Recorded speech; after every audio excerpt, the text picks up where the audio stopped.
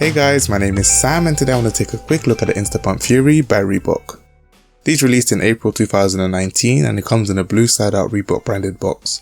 Inside the box you get the shoes wrapped in wrapping paper and that's about it. No special anniversary card or like the Instapump Fury Road Retro from 2017. They threw in a special pump branded hand tag as well as the OG inspired box. I'll leave a link to that video, shameless plug.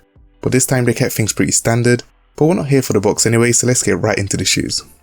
This is the Instapump Fury Prototype OG by Reebok in its iconic neon yellow, red and black colorway.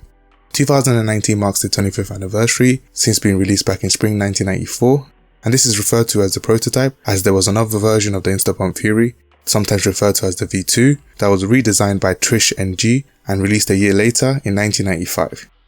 As Reebok moves manufacturing from Korea to China, the most notable pair was the special Jackie Chan citron green, white and silver pair that ironically retroed in 2014 in the prototype model, which sparks a lot of confusion since they are both referred to as the OG.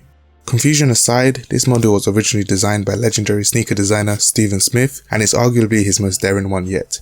25 years on, this shoe still looks futuristic with its chunky slip-on design that tightens by simply pumping up the airbag at the tongue, and the black button on the lateral side of the tongue is used to release the air to loosen it.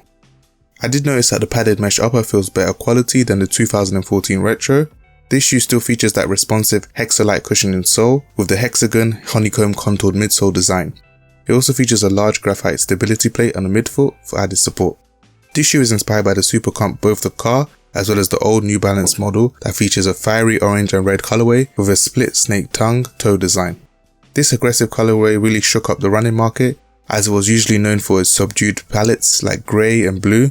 The pump bladder system and the hex-like cushioning was also a great innovation, but paired this up with this great colorway really complements the unique design.